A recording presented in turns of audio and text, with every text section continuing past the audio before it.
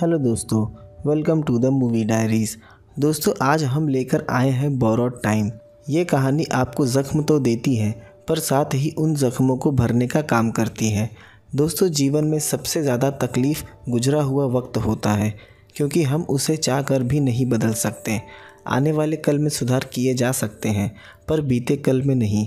कुछ ऐसी गलतियाँ जो भले ही अनजाने में हुई है पर वो जीवन भर वक्त वक्त पे उन घावों को खुरेद फिर ताज़ा कर देते हैं। आज की फ़िल्म एक शॉर्ट एनिमेटेड फ़िल्म है। ये फ़िल्म पिक्सर स्टूडियो द्वारा बनाई गई है और फिल्म की जितनी तारीफ़ करूं उतनी कम है। एक विचारशील फ़िल्म जो हमें अतीत में झांकने पर मजबूर कर देती है और साथ ही एक बेहतरीन सीख भी दे जाती है। कहानी की शुरुआत ओल्ड वेस्ट की एक घाटी से होती है, एक चौड़ी घाटी जो कुछ भी उस तक पहुँचे वो सब कुछ निगलने को तैयार बैठी है। एक खामोशी फैली हुई है हर जगह, पर उन घाटी से गुजरती हुई सरसराती हवाओं का शोर हम सुन पाते हैं। एक शख्स पहाड़ की ऊंचाई पर काफ़ी लंबी सांसें भर रहा है, एक टूटी हुई सांस जिसमें हम उसके दर्द को महसूस कर पाते हैं। उसके कपड़े पर एक शेरिफ का बैच लगा है, जिससे बात साफ है कि वो एक ओल्ड टाउन शेरिफ है।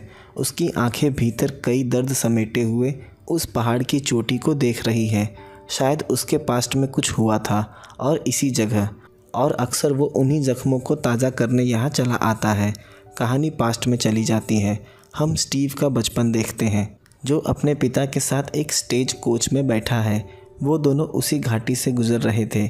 उसके पिता के कपड़े पर एक शेरिफ का बैच है, जिससे पता चलता है कि उसके पिता भी उसी ओल्ड टाउन में एक शेरिफ है।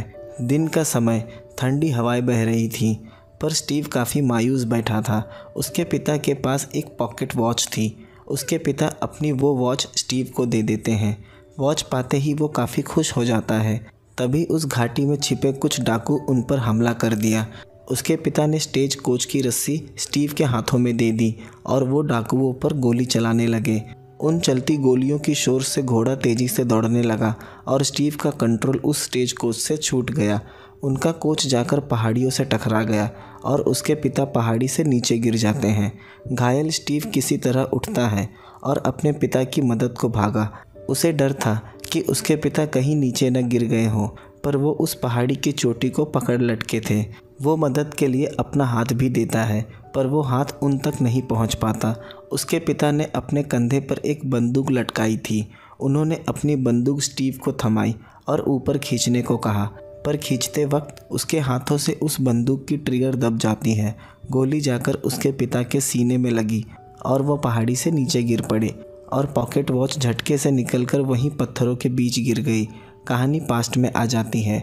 स्टीव अभी भी उसी पहाड़ी पर है और वो अब पहाड़ की चोटी की तरफ बढ़ रहा था। उसके लड़खड़ाते कदम ही जाहिर कर रहे थे कि भीतर का ज़ख्म अभी हरा है, बल्कि वक्त के साथ और ताज़ा होता चला जा रहा है। और आकर चोटी पर बैठ गया। सांसों की रफ्तार और तेज हो गई, मानो जैसे कल ही की बात हो। वो अपने पिता के मौत का दोषी खुद को मानता है। वो चाहकर भी खुद को नहीं समझा पा रहा है। थोड़ा आगे आकर उसने पहाड़ी से नीचे देखा। शायद आज वो अपने जीवन को यहीं समाप्त कर अपना गिल्ट हमेशा के लिए ख़त्म कर देगा। उसने अपने दोनों हाथ फैलाए और जैसे ही पहाड़ी से कूदने वाला था, तभी उसकी आंखों में एक चमक आई। उसने देखा पत्थरों के बीच कोई चीज़ चमक रही थी, पर पीछे से एक हवा का झोंका आता है। वो खुद को संभाल नहीं पाता और पहाड़ी से नीचे लटक जाता है, पर किसी तरह संभल कर ऊपर आया। उन पत्थरों के बीच चमकती हुई चीज़ उसके पिता द्वारा दी हुई पॉकेट वॉच थी। इतने सालों बाद भी वो वहीं थी, बस थोड़ी धूल जम गई थी। वो वॉच उसके पिता के होने का एहसास करवा रही थी, जैसे वो आसपास ही हो।